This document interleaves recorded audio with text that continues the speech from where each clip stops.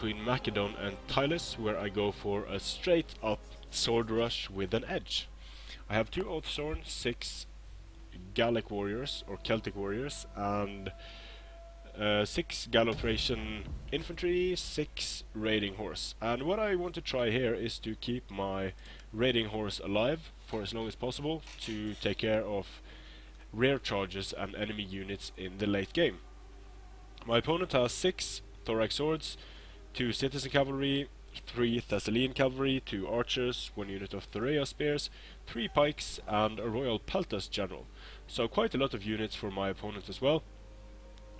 And this map is quite funky in that it lends itself to hill camping. I'm not going to do any camping with this army, but it's going to be pretty important that I'm able to get most of the engagements on this side of the hill, because I don't want to be fighting uphill, especially not against pikes and thorax swords.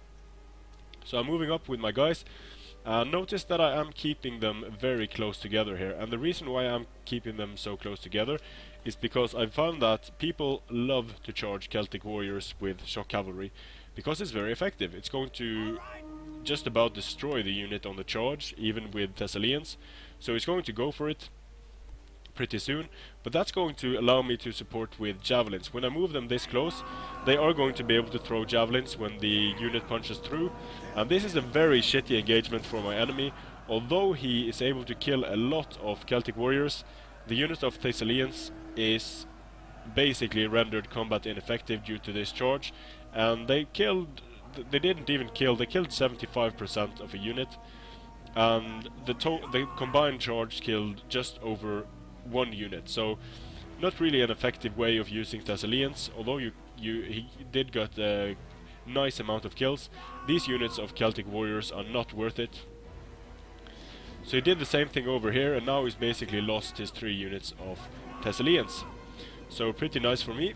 It's always nice when you don't have Thessalians rear charging your guys. This engagement I'm going to have the terrain advantage.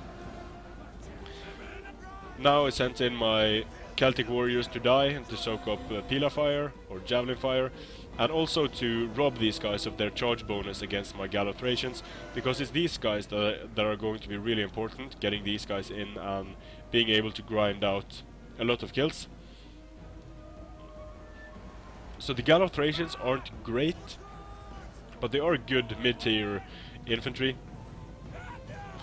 They're able to hold their own at least against thorax swords and similar units. They are going to die very quickly to elite units, but most mid-tier units will do that. I managed to kill a unit of archers here, and this unit of Thessalians is gone. So now he only has 2 units of citizen cavalry, while I have 6 units of Raiding Hores. And that's a severe disadvantage for my opponent. He does have these pikes, and the pikes can be very annoying because I can't just attack them head on. So I'll try to send in my Celtic warriors against his rear and conserve my Oathsworn for a little while. Send them in against this blob here. And pikes are moving in here, so I'm going to move my Oathsworn away and around and charge in with my Celtic warriors. Getting a pretty decent charge against these pikes. They're going to get some kills, but the pikes go down, and so are the Celtic warriors going to. Gallo-Thracians doing well against these thorax swords, and he's raising banner here, but he isn't using shield wall. And I'm using shield wall on only one of these units. I have no idea why, but I should have been using it on all of the units. But slight mis-microing or misuse of the abilities here. And here I make a pretty significant mistake, because I'm going to send my Oathsworn in against the thorax swords, but that's going to free up these guys and these guys to be able to fire straight into the flanks of my Oathsworn. So very poor charge here by me. I should have moved around and charged his general, and this is going to basically make me lose my general. So javelins coming in, and the Oathsworn are going to go down pretty quickly to this javelin fire.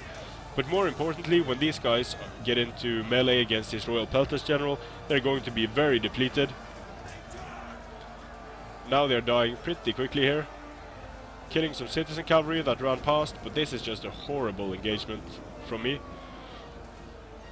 Look at this, just point blank range straight into the Oathsworn. Dying like stuck pigs here.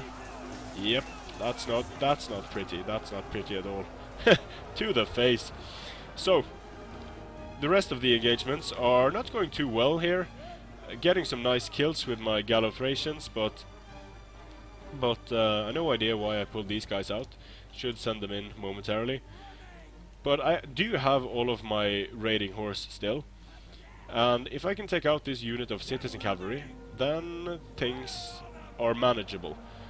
My Oathsworn general is going down while not getting a huge amount of kills, so I'm putting him in shield wall. I probably should have used headhunt at this point as well, since the unit is going to die anyway.